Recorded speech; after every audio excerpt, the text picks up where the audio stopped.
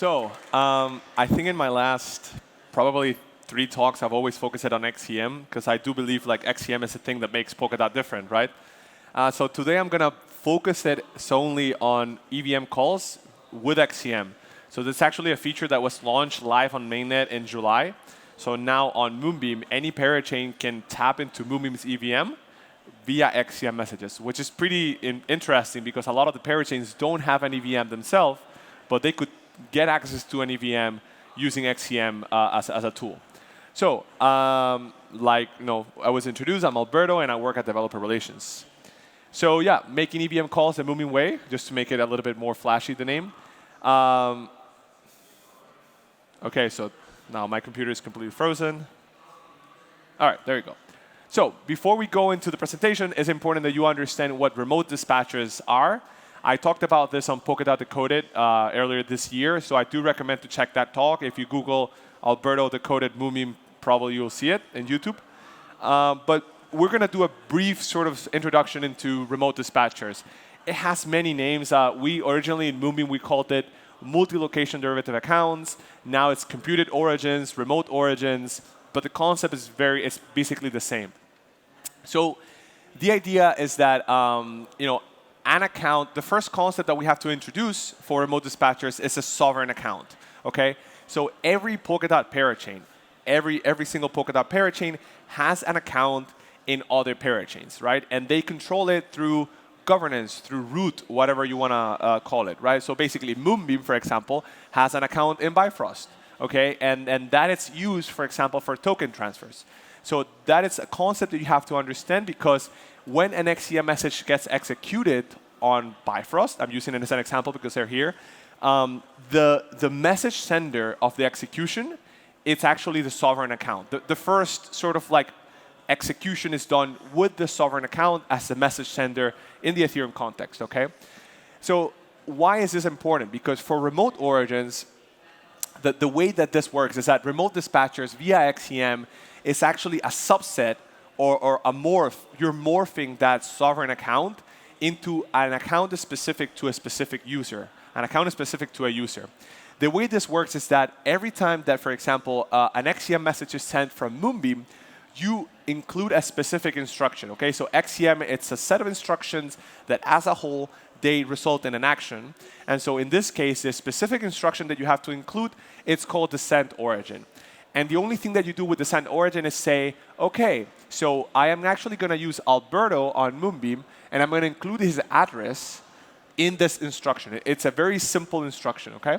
And so what happens is that when the XCM message gets executed on Polkadot or in any other parachain with the send origin, instead of using the sovereign account as the message sender, the XCM execution account, it's going to use a new account that is going to be calculated at the time of execution that is going to be linked to my account on Moonbeam. Okay? That's basically the concept of remote origins.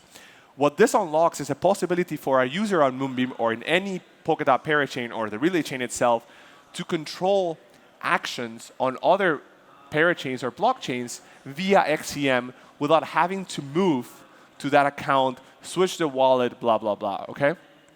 And so the way that this works at a very high level, I'm not going to go into the tiny little details, is that this is an example of how you calculate remote origins. All right? So this is a typical structure in which you have, for example, the relay chain here. You have parachains, and then if in the future this happens, you have child chains. Okay? So depending on if a message is sent from a parachain to the relay chain, or from the relay chain to the parachain, or from a parachain to the parachain, you're going to calculate this remote origin accounts differently. So the way that this works is basically if the message is sent from the relay chain to the parachain, you're going to use a specific prefix, which is just some text. Don't overthink it. It's a piece of text that it's added to the mechanism of calculation. Okay? If you're sending a message from a parachain to parachain, it's that text. And if you're using child, so a parachain to relay chain, it's this text. And so what you're doing, if you see that descent origin instruction, you're going to basically calculate the Blake2 hash of this, right? And hopefully you see it there. If not, you'll see the QR code with the slides at the end of the presentation. But basically, it's this prefix that we see here, the parachain ID. So in the case of a message from Moonbeam to Bifrost, we will include Moonbeam's parachain ID, and then the account type, which is in this case is Ethereum accounts for Moonbeam, and then the address itself, right? So think about what this means. Basically now on Bifrost, a user will have an account that depends on the account that he has on Moonbeam and the parachain ID of Moonbeam, all right? Then you calculate the hash, and then now you have a keyless account.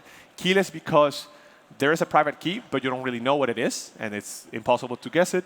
And the only way that you can get access to this account is via XCM, because you're using this structure, the parachain ID and this prefix, okay? So the end goal up to this point is for you to understand that because this is a core component of remote EVM calls, is that there is a way for you to control accounts on other chains via XCM. And why this is important is because that is how other parachains can tap into Moonbeam's EVM, because they're going to use these accounts on Moonbeam to call contracts. So that was a lot. So let's go to cross-chain EVM calls via XCM. I have some really cool diagrams here so that it's more digestible. First, let's go through the flow of a typical EVM call on Moonbeam. And this is not only to Moonbeam, by the way. This is all to any parachain that is using Frontier, which is this, like Ethereum module that you can plug into a parachain to have Ethereum compatibility. So when an application like MetaMask, and by the way, I'm a whale, but this is test tokens, okay? They're worth nothing. So when a user using something like MetaMask connects to Moonbeam, basically what they're doing is that they're using what I like to call, it's not probably technically correct, but it's like the Frontier RPC extension. For me, that is like a translator between what is known as the Ethereum JSON RPC and Substrate. What is the Ethereum JSON RPC? It's basically when MetaMask asks the blockchain the balance of this account, it uses a very specific language that it's JSON RPC based when it's like ETH_get balance. That in Substrate has no meaning, right? That only has meaning in an Ethereum compatible blockchain. But Frontier says, okay, I got ETH get balance, and I know in my dictionary that that means go here and retrieve this balance and return it to the wallet, okay? So this is basically a plugin that can understand everything that Ethereum speaks in the transport protocol and then translate that to things that are meaningful in Moonbeam or in any substrate-based blockchain. So when a user sends a transaction with MetaMask, what's going to happen is that with Frontier, we're going to access the Ethereum module.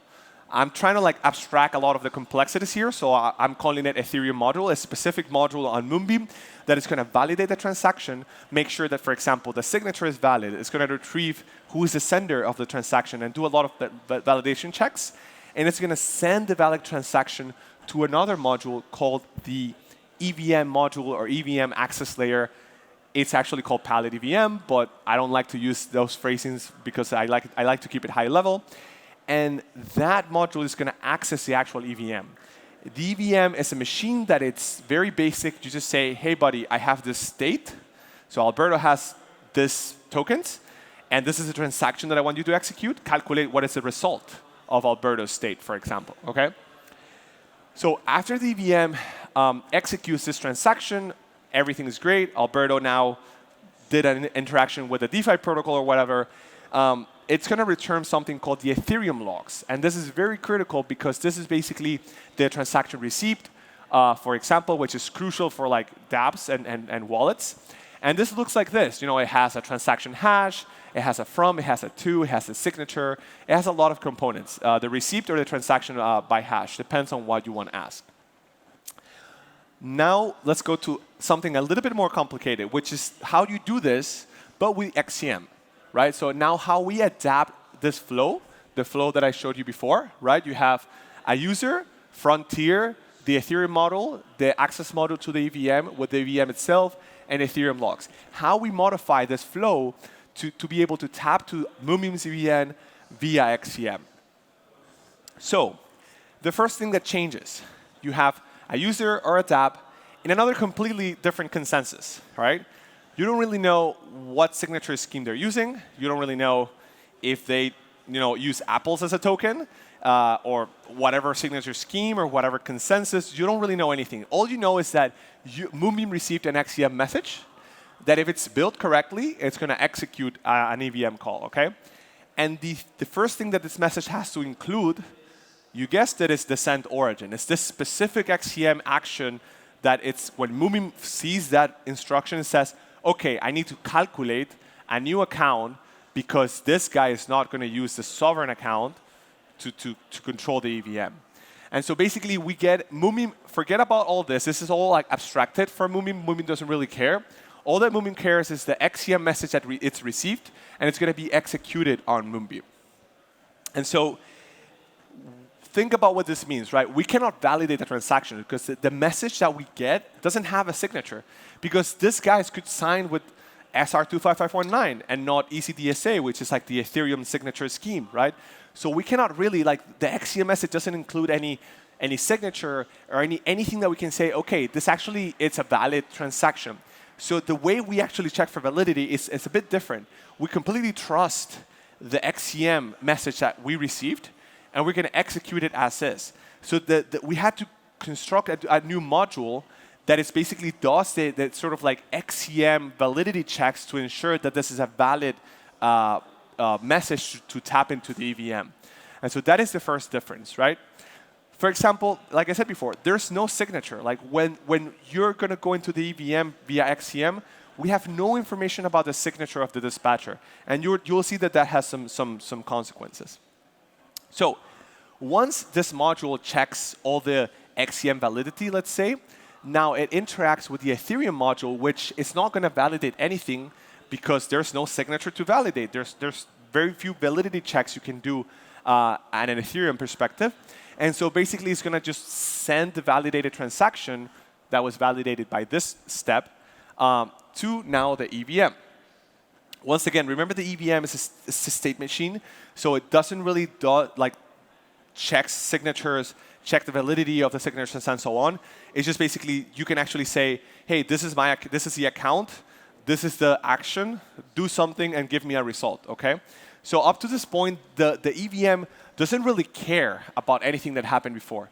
All right, you can do whatever you want, and even a lot of people don't know, but even with pseudo on a parachain like Moonbeam, Moonbeam doesn't have pseudo, but the testnet does.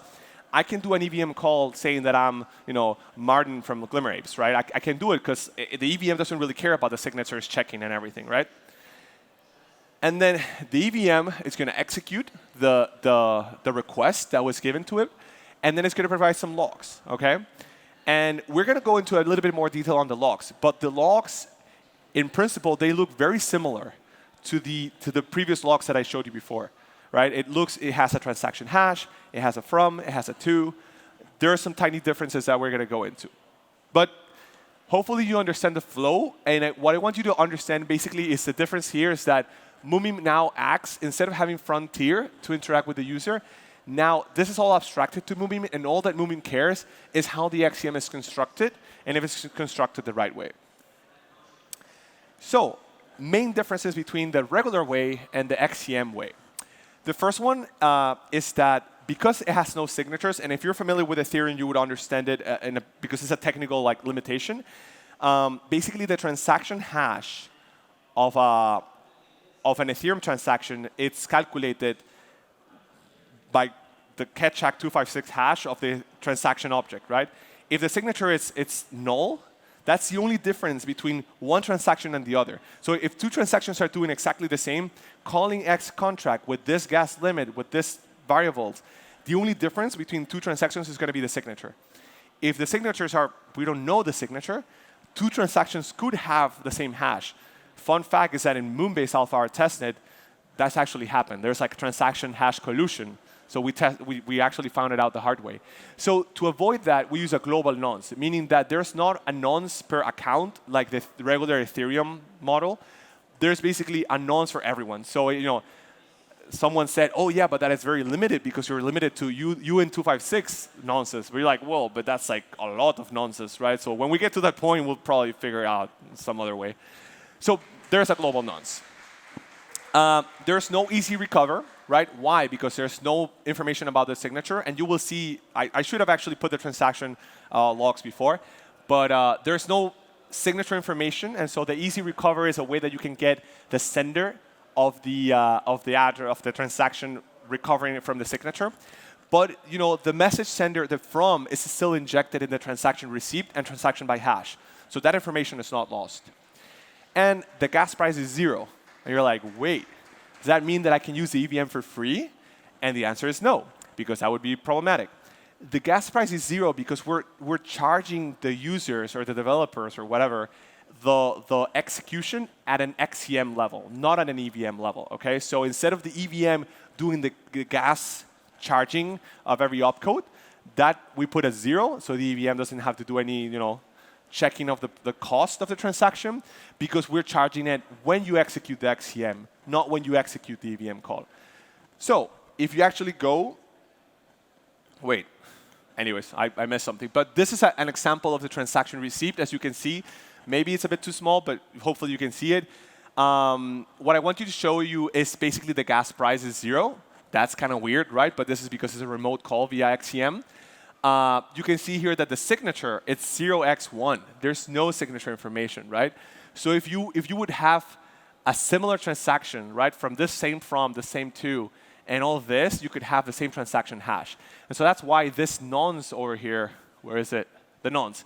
This is a global nonce. So actually, fun fact, this is like the first or the second transaction that we did via remote EVM calls in testnet. So yeah, I did put a lot of comments there if you want to check it out later. But basically, there's no signature, as you can see here. This is a type 2 transaction, meaning it's at EIP 1559.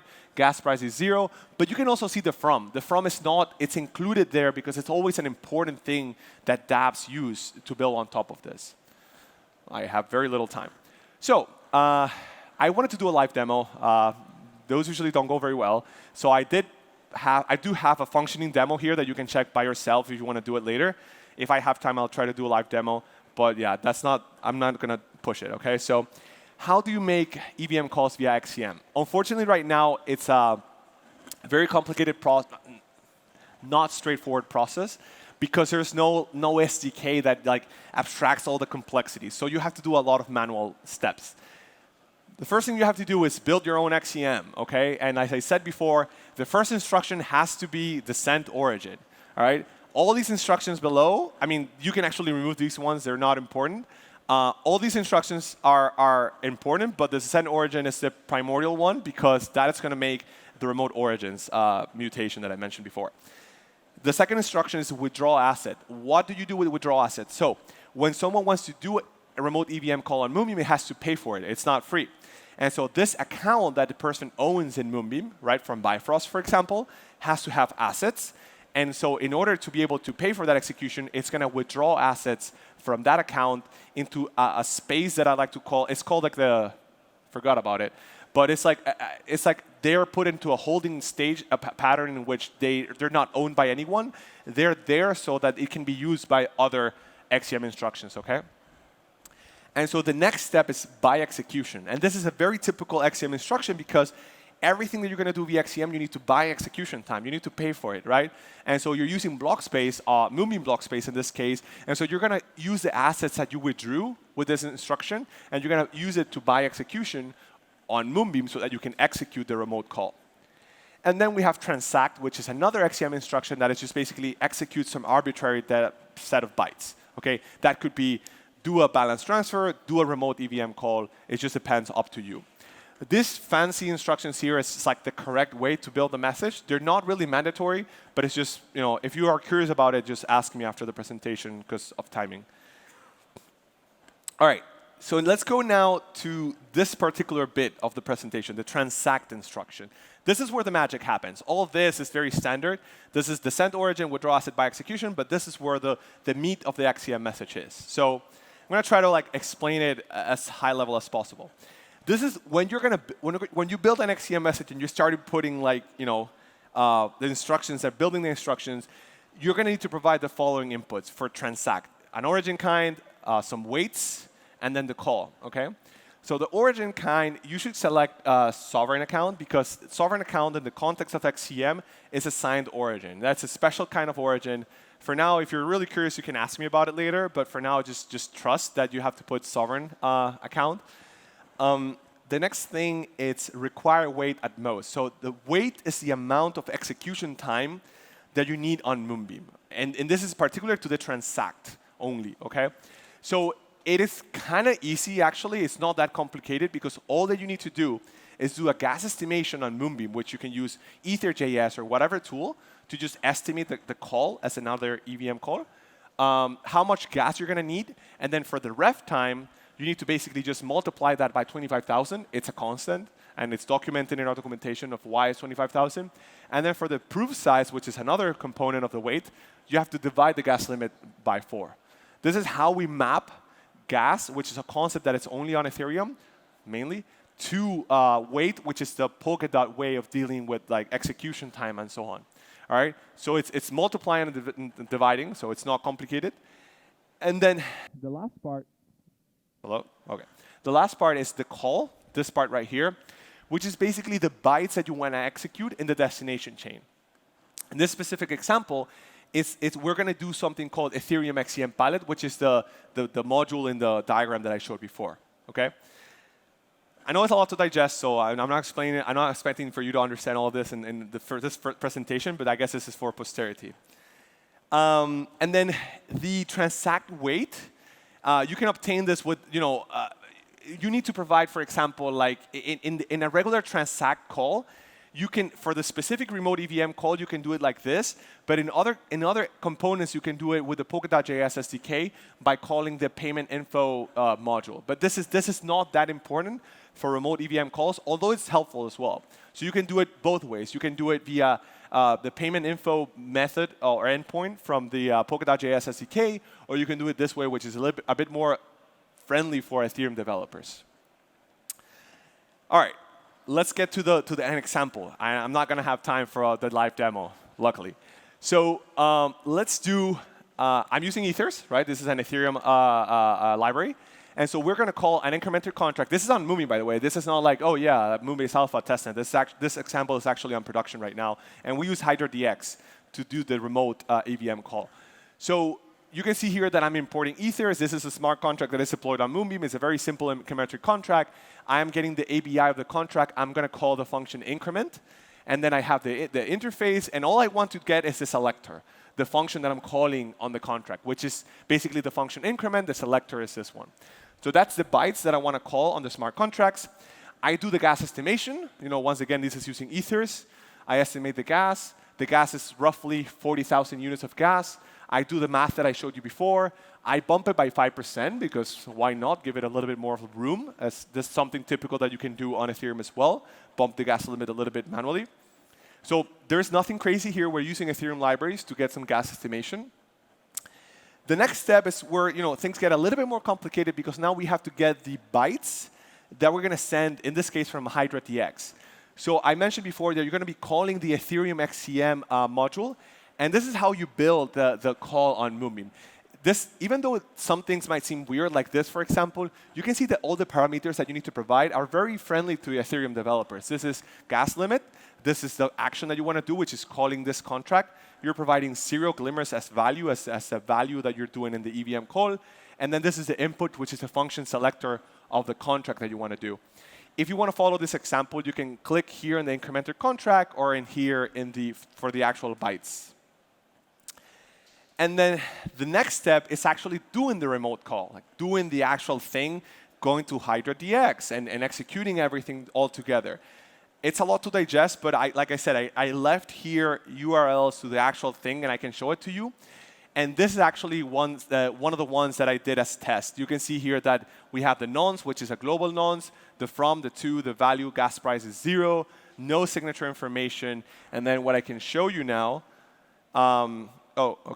what I can show you now is it's a few of the examples of the calls, right? So this is the call that I was doing on Moonbeam. This is Ethereum XCM, transact, and everything. I'm calling this contract with this selector, and then this is the gas limit. Then you have here, hopefully it loads. Oh, wait, no, this didn't work. I'll load it from here. Cool. So this is the actual call on HydraDX. It's fairly complex. You have a lot of instructions. You have withdraw asset. You have by execution. So this is how you build an XCM message. Like I said, it's not straightforward. We need SDKs to make this easier. And then you have the execution on Moonbeam. Oh, wait, no. This is the execution on Moonbeam. But I'm not going to show you this because this is very, very foreign. But I just want to show you the Moon scan, the Etherscan block explorer that we have on Moonbeam, showing you the actual success of the call. You can see here that this person called the contract. This is an account that I don't know the private key. This account, I controlled it from HydraDX in this example, all right? I use HydraDX as my home base to be able to call this contract and execute this call without having to move to Moonbeam itself. And this is all done remotely via XCM.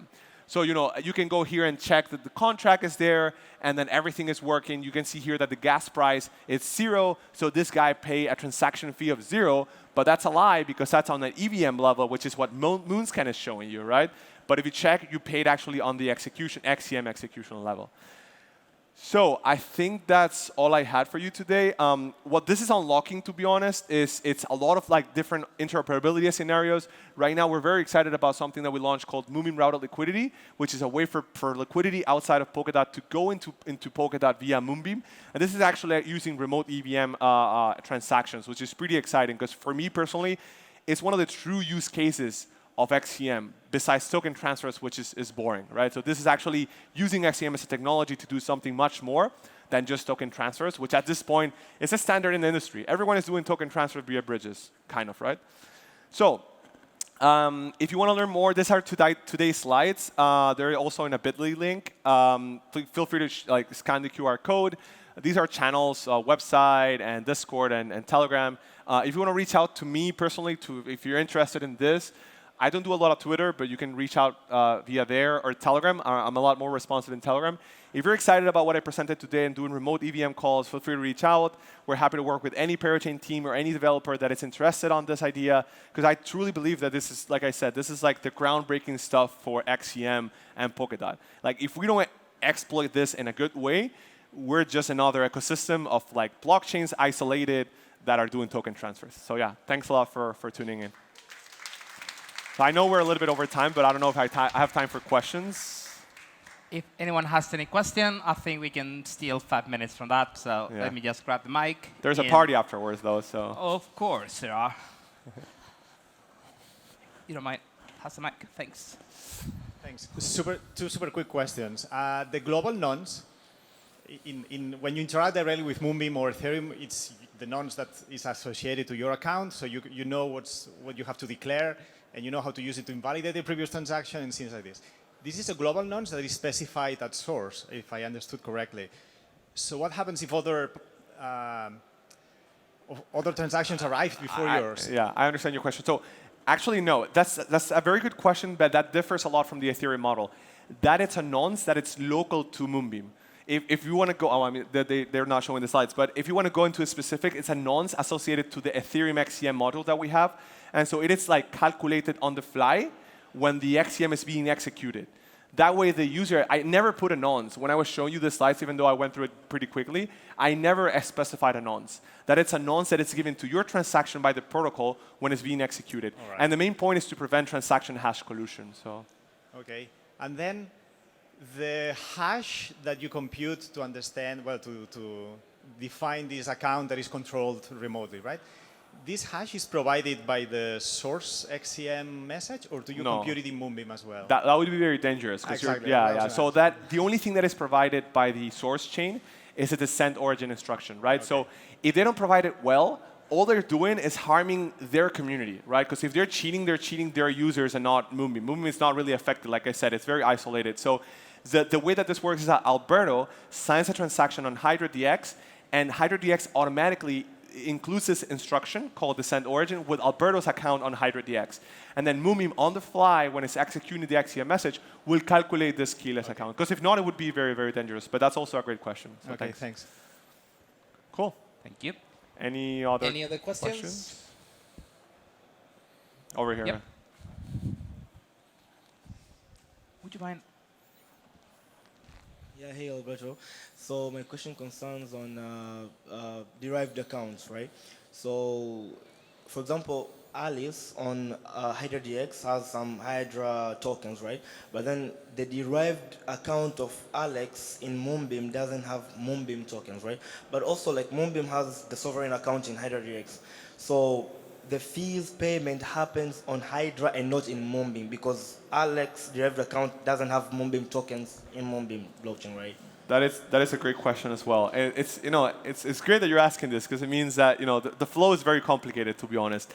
The way that for MRL, the way that we're addressing this situation is that we are doing 2 XCM messages basically. The first message is sent by Hydra DX, sending, for example, Glimmer. In this case, is Glimmer. It would be great if it could be HDX tokens, but to fund that address on Moonbeam with Glimmer tokens, and then so that the second XCM message that does the XCM execution can use those tokens that you just funded, right?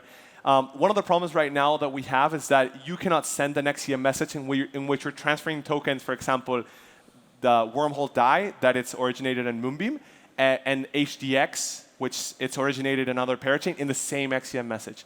And another thing you cannot do in one single XCM message is to say, I want to transfer tokens, and I also want to transact at the same message. So you got to send 2 XCM messages. I think that's being worked on XCM before. I think they're including a way for you to say, I want to send these tokens, and at the same time, I want to transact these bytes.